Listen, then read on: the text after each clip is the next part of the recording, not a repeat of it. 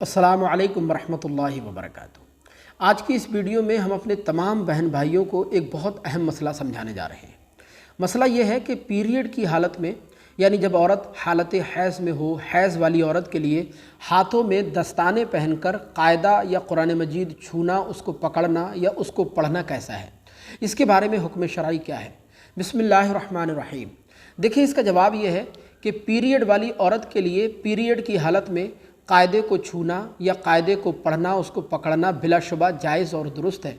इसमें शरन कोई हरज की बात नहीं। चाहे पीरियड की हालत में कायदे को दस्ताने पहनकर छुआ जाए, पकड़ा जाए, या दस्तानों के बग़ैर छुआ जाए, क्योंकि कायदे को पढ़ने के लिए या छूने के लिए तहारत का, पाकी का होना शर्त नहीं है। हाँ, बेहतर यह है कि कायदा छूने से पहले या उसको पढ़ने से पहले अगर नमाज के जैसा वज़ू बना लिया जाए, उसके बाद में कायदा छुआ जाए या उसको पकड़ा जाए, उसको पढ़ा जाए, तो ये ज़्यादा बेहतर और अफजल होगा।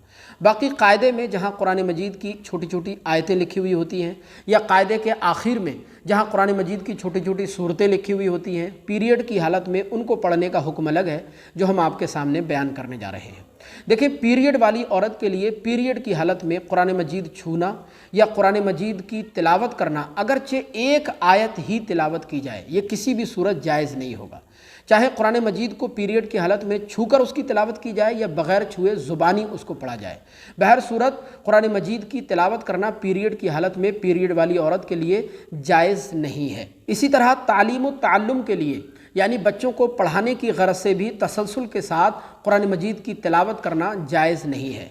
हाँ, अगर कोई आलिमा हैं, कारिया हैं, हाफिज़ा हैं और वो बच्चों को कुरान मजीद पढ़ाना चाहती हैं या पढ़ा रही हैं, तो वो लफ्ज़ों को तोड़ तोड़ कर, कलमे को अलहदा अलहदा करके कुरान मजीद पढ़ सकती हैं। इसमें गुंजाइश है।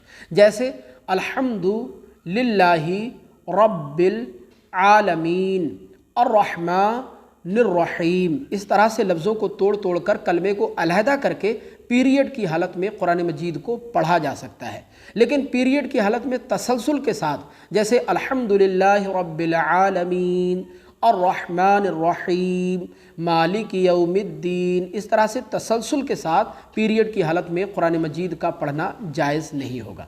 इसी तरह हाइज़ा औरत के लिए वक्त ज़रूरत कुरान मजीद को अगर छूना पड़ जाए, तो ख़ारजी कपड़े के साथ, यानी किसी ऐसे कपड़े के साथ जो बदन से जुदा हो, जैसे रुमाल वगैरह होता है, रुमाल हाथ पर लगाकर कुरान मजीद को पीरियड की हालत में छूने में भी कोई हरज की बात नहीं है। पीरियड की हालत में कुरान मजीद छुआ जा सकता है। लेकिन दस्तानों का मसला अलग होता है, क्योंकि दस्ताने मलबूस होते हैं, पहने हुए होते हैं, बदन से चिपके हुए होते हैं।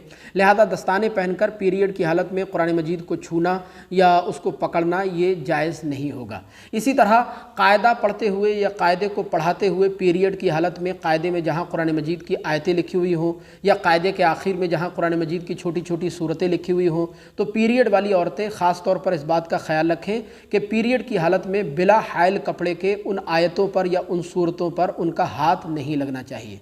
लिहाजा खुलासे कलाम ये हुआ कि पीरियड वाली औरत के लिए पीरियड की हालत में कुरान मजीद को छूना या कुरान मजीद की तिलावत करना जायज़ नहीं है। हाँ, कपड़े के साथ, खारजी कपड़े के साथ कुरान मजीद को छुआ जा सकता है, इसमें शरन कोई हरज की बात नहीं। इसी तरह दस्ताने जो मलबूस होते हैं, बदन से चिपके हुए होते हैं, दस्ताने पहनकर भी पीरियड की हालत में कुरान मजीद को नहीं छुआ जा सकता। मुझे उम्मीद है कि ये मसला आप अच्छी तरह समझे होंगे। आपसे गुजारिश है, सवाब जारिया के लिए इसको आगे लाजमी शेयर कीजिएगा। अस्सलामु अलैकुम वरहमतुल्लाह।